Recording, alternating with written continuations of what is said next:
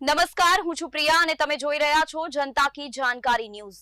નજર કરીએ આજના સમાચારો। થરાદના આંત્રોલ ગામે વિધાનસભા અધ્યક્ષનું ખેડૂતોના હિતમાં નિવેદન આવ્યું સામે।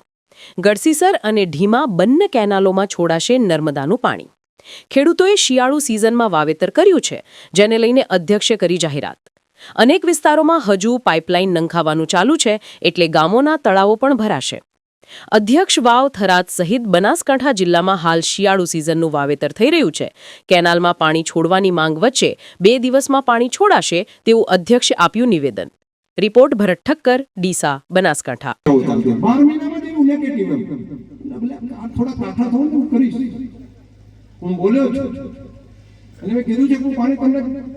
જેટલા આખો વિસ્તાર જેટલો 70% જેટલો આપણો વિસ્તાર બાકી છે જે નર્મદાના પાણીથી એ બધા ગામોના તળાવ ભરવાની વ્યવસ્થા હું કરીશ મેં કીધું તો એક ટાઈમે કે ના શેર થાય એ તો વાત કરે પણ થાય નહીં।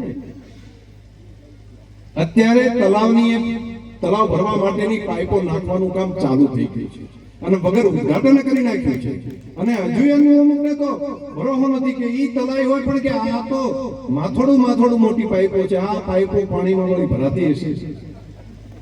આખા મણા હેડ્યો જાય, હું હાથ ઊંચો કરું એવડી મોટી પાઇપ, હવે આવડી પાઇપ અહીંથી નાખીને બધા કે આ પાઇપ ભરાતી છે, હજુ ભરોસો નથી પડતો। હજુ એમ કે આ પાઇપ આપણે આવડામાં કઈ પાણી થોડું હેડે, આટલા પાણી કેટલી મોટું હોય ત્યારે હેડે। હું તમને વચન આપું